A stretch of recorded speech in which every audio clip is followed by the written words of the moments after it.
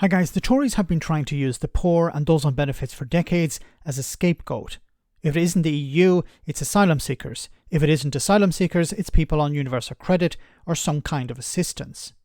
Sadly, the media doesn't really challenge this and allows the narrative to be pushed that people on benefits are lazy, gaming the system and defrauding the taxpayer.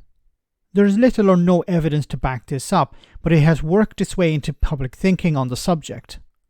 This is why it's important that it's called out. Here Marina Purkiss did just that, and she did it perfectly. Have a listen.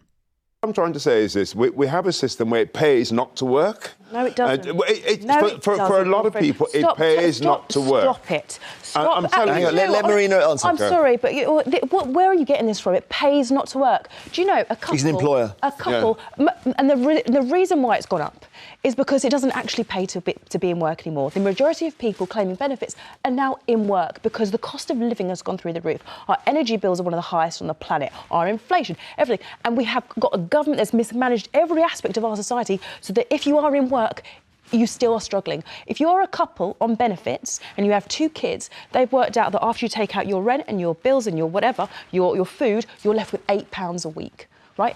It's not a lifestyle people want. This idea that people choose to live this way is for the birds. And the fact that he is coming out to try and revive his doomed leadership, to try and win some votes, and people like you are taking the bait is appalling. They are literally going to take from the poorest in society who have got nothing. We have got 12 million people in poverty, 4 million But 2.5 million people decide that they or are not able to ever work again. Does that not sound high? No, but I do think you need to look at the correlation between we have got record NHS waiting lists. Oh, and look at that, we've got record people claiming sick. Could that be it, Wilfred? Could that be it?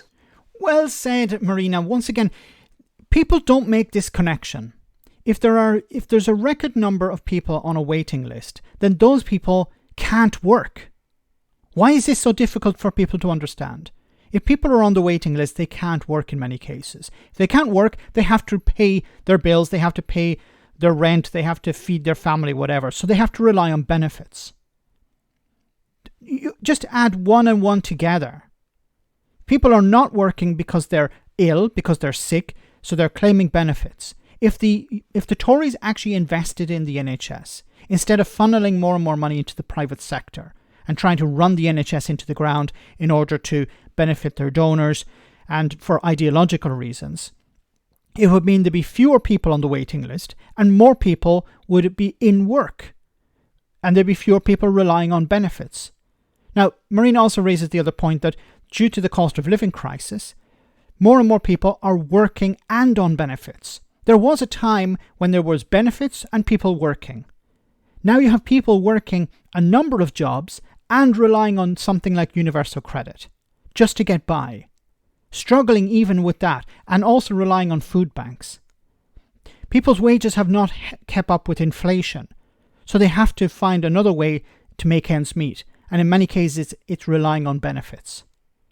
This is not sustainable. The government needs to make sure that wages are in line with inflation or above inflation to keep people out of poverty. There is no alternative here. But back to the main point, if people are sick, they have to rely on benefits. In order to resolve this problem, you need to bring down the waiting lists.